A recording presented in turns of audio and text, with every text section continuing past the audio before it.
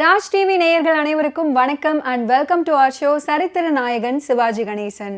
இந்த ஷோவில் பார்த்தீங்கன்னா சிவாஜி கணேசனுடைய திரைப்பயணத்தில் நடந்த நிறைய சுவாரஸ்யமான இன்ட்ரெஸ்டிங்கான விஷயங்கள்லாம் நம்ம பார்த்துட்டு இருக்கோம். ஸோ தொடர்ந்து பார்க்கலாம் வாங்க. பராசக்தி திரைப்படம் சிவாஜியுடைய வாழ்க்கையே புரட்டி போட்டது. அவரது அட்சர சுத்த வசன உச்சரிப்பால தமிழகம் எங்கும் பேசப்பட்டாரு சிவாஜி கணேசன். எம்ஜிஆர் சமூக படமா அல்லது அரசர் படமா அப்படின்னு தடுமாறிய நேரத்துல அவரது சமூக படமான என் தங்கை அதே ஆண்டுல வெளியாகி தோல்வியை சந்திச்சுது. சிவாஜி கணேசன் இதே காலகட்டத்துல பல சமூக படங்கள்ல நடிச்சு புகழ் பெற்ற நடிகரானாரு.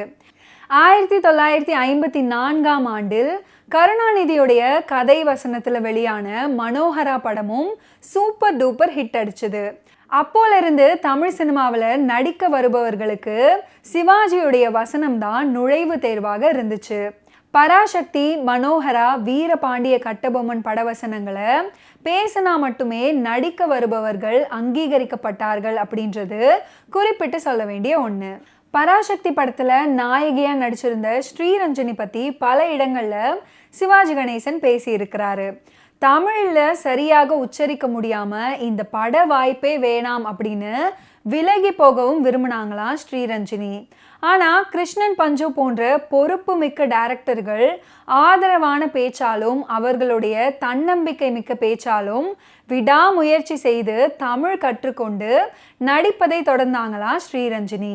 அந்த தங்கை கல்யாணி இன்று வரை ரசிகர்களால மறக்க முடியாதவளாக இருக்கிறாள் அப்படின்னு சிவாஜி சொல்லியிருக்காரு. பராசக்தி திரைப்படத்துல இடம்பெற்றிருந்த மற்றொரு பாடல் புது பெண்ணின் மனதை தொட்டு போறவரே.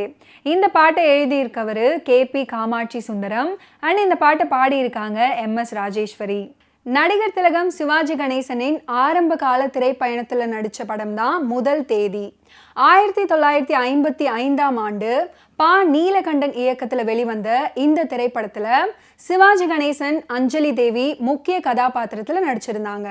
KD Santhanam, Srirangam Rangamani, P Susheela, Rajagopal, baby Uma மற்றும் பலர் நடிச்சிருந்தாங்க. இசையமைப்பாளர் TG லிங்கப்பா. வறுமையான ஒரு குடும்பத்தின் தலைவன் ஒவ்வொரு மாதமும் தனது குடும்பத்தை நடத்த எதிர்கொள்ளும் இன்னல்களை விளக்கும் படம் இந்த முதல் தேதி. நடுத்தர வர்க்கத்தின் எதிர்பார்ப்புகளும் ஆசைகளும் அவர்களின் அன்றாட வாழ்வும் வேலை பறிபோனா என்ன பாடுபடும் அப்படின்றத யதார்த்தமாக சோகத்தையும் நகைச்சுவையையும் சேர்த்து சுவாரஸ்யமாக சொல்லப்பட்ட கதை இது. வேலையில்லா திண்டாட்டத்தை நேர்த்தியாகவும் சொல்லி இருக்கிறாங்க இந்த படத்துல. அந்த காலத்து வறுமையின் நிறம் சிவப்பு படம் அப்படின்னு கூட சொல்லலாம். சிவாஜியும் NS கிருஷ்ணனும் ஒரு வங்கியில குமாஸ்தாவாக, அதாவது ஒரு கிளர்க்காக பணிபுரிகிறாங்க. சிவாஜி நடுத்தட்டிற்கு கீழே உள்ள வங்கி சம்பளத்தை 1ஆம் தேதி ஆவலுடன் எதிர்நோக்கி வரவு செலவு கணக்குகளை கச்சிதமாக செதுக்கி நடத்தி செல்லும் குடும்ப வாழ்க்கை வாழும் சாதாரண நடுத்தர வர்க்கம்.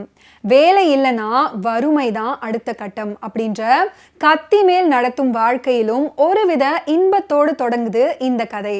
இவருக்கு வயதுக்கு வந்த மகளும், இளம் வயதில் ஒரு மகளும், ஒரு பையனும், அன்பான மனைவியாக அஞ்சலி தேவியும் நடிச்சிருக்காங்க. NS கிருஷ்ணனுடைய மனைவி TA மதுரம் வசதியான குடும்பத்திலிருந்து வந்தவங்க. அதனால NSKக்கு வேலை பார்த்து தான் சம்பாதிக்கணும் அப்படின்ற எண்ணம் கடுகளவு கூட இல்லை. ஆனாலும் மதுரத்துடைய தொல்லை தாங்க முடியாம வங்கி குமாஸ்தாவாக வேலை பார்க்குறாரு.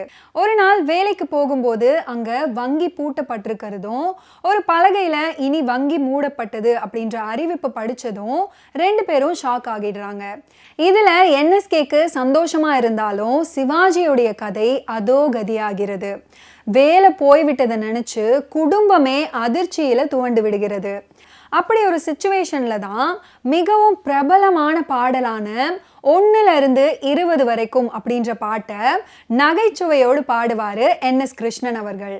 ஓகே வியூவர்ஸ், இன்னைக்கு நிகழ்ச்சியில நடிகர் திலகம் சிவாஜி கணேசனுடைய ஆரம்ப காலகட்ட திரைப்பயணத்தில் நடந்த நிறைய சுவாரஸ்யமான இன்ட்ரெஸ்டிங்கான விஷயங்கள்லாம் நம்ம பார்த்தோம். மீண்டும் அடுத்த எபிசோட்ல சந்திப்போம். நன்றி, வணக்கம்.